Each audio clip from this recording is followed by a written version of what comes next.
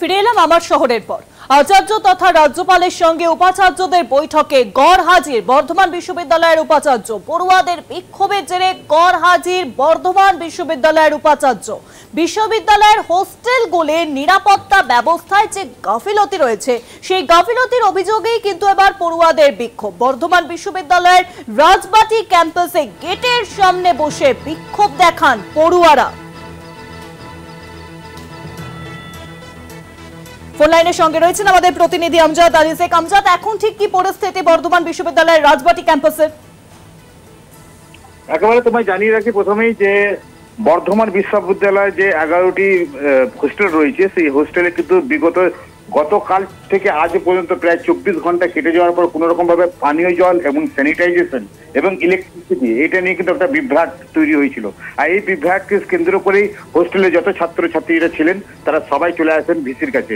আর ভিসির কাছে এসে তার দপ্তরের সামনে এবং রেজিস্ট্রারের সামনে তারা ধর্নায় বসে যায় এবং বেশ কটা দাবি নিয়ে তারা ওখানে ডেপুটেশন দেন এবং তারা চাইছেন যে এটা দীর্ঘদিন ধরে এরকম হয়ে আসছে, আগামী দিনে যাতে এরকম হোস্টেলের ব্যবস্থা, যাতে নিরাপত্তার ব্যবস্থা যাতে পরিপূর্ণ যদি না হয় তাহলে এই আন্দোলন চলবে।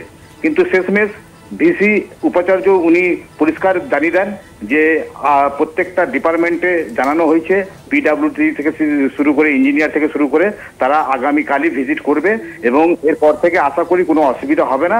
এর বলার পরই কিন্তু 3:10-15 নাগাদ এই বিক্ষোভ উঠে যায় এবং ছাত্রছাত্রীরা তারা হোস্টেলে ফিরে যায়। তবে উপাচার্য তিনি স্বয়ং তিনি বলেছেন যে দরকার পড়লে তিনি গিয়ে ভিজিট করবেন যাতে কোনো অসুবিধা না হয় ছাত্রছাত্রীদের জন্য। অনেক ধন্যবাদ আমজাদ। ফোন লাইনের সঙ্গে ছিলেন আমাদের প্রতিনিধি আমজাদ আলী শেখ। আমি যাব বলে আমার বাংলো থেকে অফিসে এলাম রাজবাড়িতে, এসে আমার ফাইলপত্র নিয়ে বেরোবো এটাই প্ল্যান ছিল এবং এখান থেকে 11:30টায় বেরোলে অ্যারাউন্ড 2টো নাগাদ আমার পৌঁছে যাওয়ার কথা। প্রোগ্রামটা 2:30টা থেকে আরম্ভ হবে এরকমই সূচনা ছিল, কিন্তু আমি আসার পরেই দেখলাম যে এখানে ভয়ঙ্কর ছাত্র বিক্ষোভ চলছে। তারা আমাকে এবং রেজিস্ট্রারকে ঘেরাও করে এবং আমাদের যারা আরও অন্যান্য অফিসার এসেছিলেন আমার সঙ্গে আধা ঘন্টার মতো একটা মিটিং ছিল আমাদের ওই কনভোকেশন সংক্রান্ত। তো সেই মিটিংটা করে আমি বেরিয়ে যাব এটাই প্ল্যান ছিল, কিন্তু ছাত্ররা বিক্ষোভ আরম্ভ করলো, এসে ঘেরাও করলো।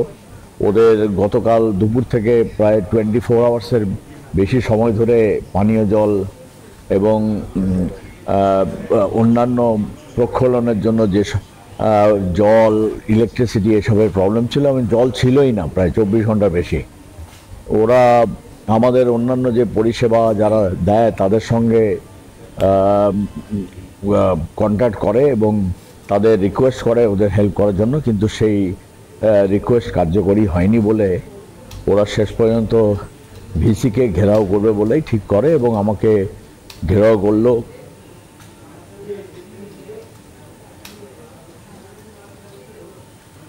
নজর রাখবো পরবর্তী খবরে। 28শে জুলাই পুলিশের অনুমতি ছাড়া নবান্ন অভিযানে এবার না।